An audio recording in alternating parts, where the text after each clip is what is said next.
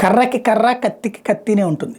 తాజాగా జరుగుతున్నటువంటి ప్రక్రియలో కీలకమైనటువంటి అంశం ఏంటయ్యా అంటే రష్యా ఉక్రెయిన్ యుద్ధంలో రష్యా ఉక్రెయిన్లో ఉన్నటువంటి 4 ప్రాంతాలు డొనెట్స్క్, లుహాన్స్క్, జపోరిజియా, కేర్సన్ ప్రాంతాలను ఆక్రమించుకోవడం ఇదంతా చూసాం. అయితే ఇప్పుడు అదే రష్యా ఆ ప్రాంతాలకు సంబంధించి జరుగుతున్నటువంటి వ్యవహారంలోకి ప్రతీకారంగా ఉక్రెయిన్ ఏం చేసింది? రష్యా లోపల ఉన్నటువంటి బెల్గ్రేడ్ మీద దాడి చేసింది.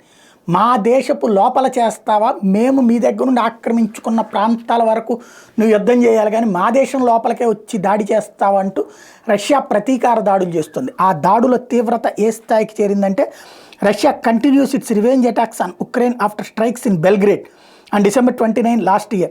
In the latest, 2 Russian S-300 missiles struck residential buildings in Kharkiv, injuring at least 17 people.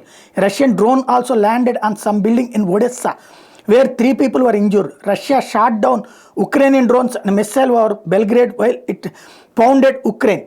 Russian President Vladimir Putin has termed Ukrainians' targeting of Belgrade as barbaric, ఆటవికమైనటువంటి దాడి చేశారు, మేము సమాధానం చెప్తామని బెల్గ్రేడ్ మీద దాడికి సమాధానం చెప్తామన్నాక ఉక్రెయిన్ వాడుతున్నటువంటి డ్రోన్స్ దారిలో దెబ్బతీస్తుంది రష్యా. అదే సందర్భంలో ఉక్రెయిన్లో ఉన్నటువంటి కార్కివ్ కావచ్చు, ఇతర ప్రదేశాల మీదన పెద్ద ఎత్తున దాడులకు పాల్పడుతోంది, మిస్సైల్స్తో, డ్రోన్లతో విరుచుకుపడుతోంది.